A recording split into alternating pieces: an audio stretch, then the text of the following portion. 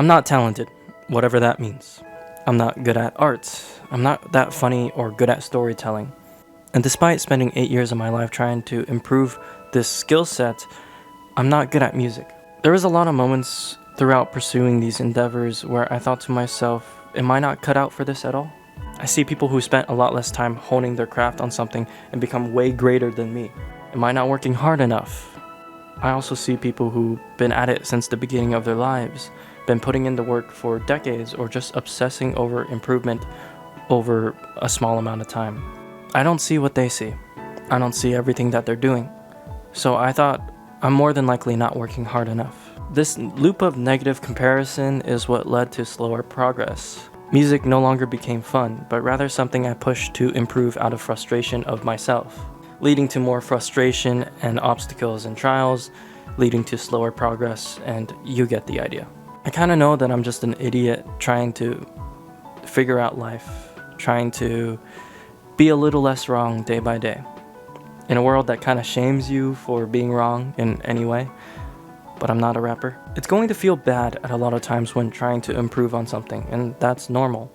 You don't have to be amazing or the best at what you do, but find your balance of being okay with where you're at while striving for more. You can be like, yeah, I'm pretty shit at this, I'm pretty okay at that, but I'll improve in time because I will put the effort in to improve it. And it's thinking about these things that made me wonder if I would improve healthier and happier, or maybe even better if I just allowed myself and stopped beating myself down. Or at the very least, be like, yeah, I'm shit. What of it?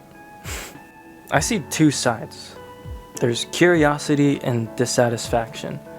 Both can drive you forward, and one can drive you insane.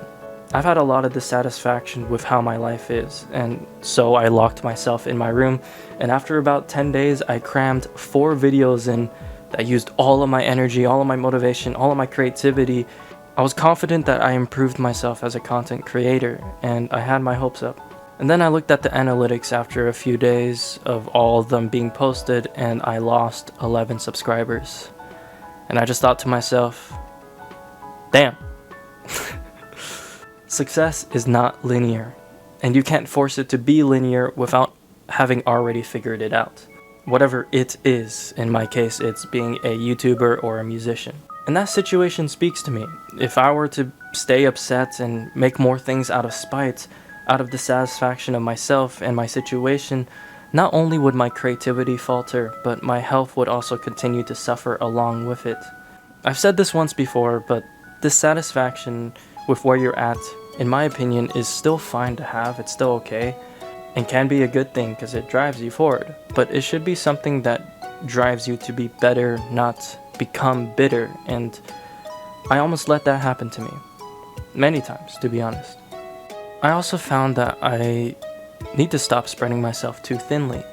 Throughout my life, I feel like I've jumped into a bunch of different things all at once, only to realize that none of it would make me happy. I don't want to spend thousands of hours learning to draw and animate just because I'm kind of interested in it. But at the same time, it was the hours and efforts I put in that helped me learn that it wasn't for me. Eventually, I found a good couple things that I've stayed pretty passionate about, but I felt embarrassed to talk about it with people a lot of times. It felt embarrassing to talk about it because I didn't have anything to show for my years of effort. I now have one viral video, one successful song, so for the years I'd lie about what I'm doing to friends and family, and to be honest, I still lie, even with those being successful, because I feel like it's just not enough. However, I realized, who the fuck cares? Just do whatever you want. Live the life you want to live, not the life that other people want you to live, whether it's your parents, friends, or family. Just a simple, fuck it. It's simply what I want to do. That made me drop my pain and embarrassment inside. The fucks you should give are on the things you want to improve on and do, not on things that shouldn't matter. Something trivial like what other people think of you. To my surprise, I've read 2 books. The Subtle Art of Not Giving a Fuck, and Atomic Habits. One section from Atomic Habits really struck a chord with me. Scott Adams, the cartoonist behind Dilbert, says, "Everyone has at least a few areas in which they could be the top 25% with some effort. In my case, I can draw better than most people, but I'm hardly an artist. And I'm not funnier than the average stand-up comedian who never makes it big, but I'm funnier than most people. The magic is that few people can draw well and write jokes. It's the combination of the two that makes what I do so rare." James Clear follows up by saying, "When you can't win by being better, you can win by being different.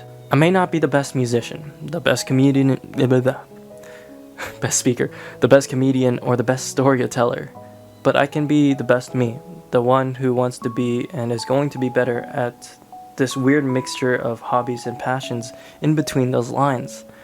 It might take 10 times longer than someone else, but these are the traits that make me me. I like making videos. I like making music. I like yapping. And I'm hoping that will maybe help you think, what about you? Do you still feel like you're garbage at everything? And if you do, what are you going to do about it?" That's about it.